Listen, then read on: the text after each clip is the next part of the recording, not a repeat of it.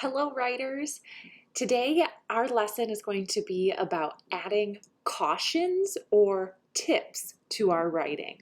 Sometimes, when you're teaching someone how to do something, you also have to tell them what not to do. For example, I wrote my piece about how to boil pasta, and on this second page, on the third step down on this page, I wrote, put the pasta in a colander. Use pot holders so you don't burn your hands. So I told you to put the pasta in a colander, and then I told you what not to do. I told you don't burn your hands. You're going to have to use a pot holder on your hands to make sure you don't burn yourself. That's called a caution. When I'm telling someone, don't do this so this bad thing doesn't happen. I'm going to read to you from my other piece. My caution in this piece is also on the second page. I'm going to read this step and listen to see if you can hear the caution or the tip that I'm giving on this step. Rinse the dog all over. Get all the suds off. Don't get water everywhere. Did you hear it? You probably heard me say, don't get water everywhere. I'm telling you what not to do at the end of that step.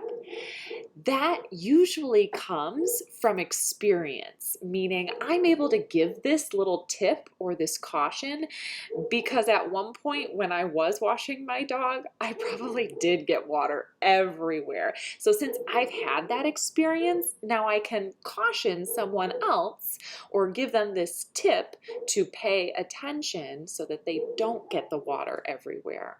Today, when you're writing, see if you can add a caution or a tip to your piece to give your reader even more insight into what they're supposed to be doing.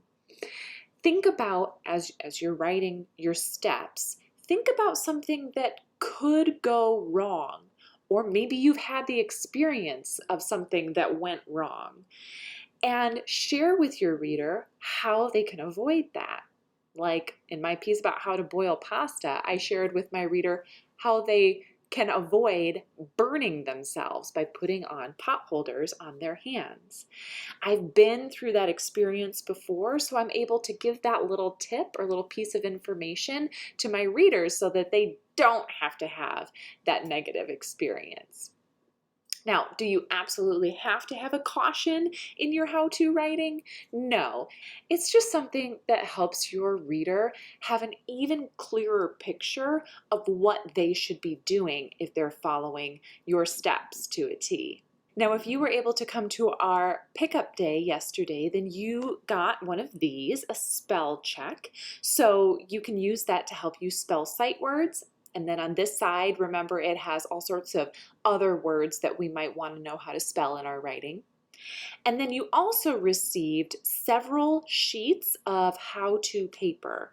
So I don't have an example of a blank one here, but you received sheets like this with the lines and the boxes.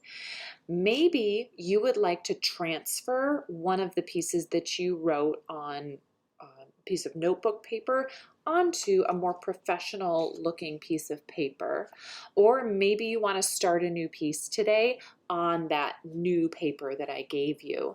But if you got the materials from the supply pickup, then you have paper for writing how-to pages in that packet. So make sure you look for that. All right, I will see you tomorrow for another writing lesson.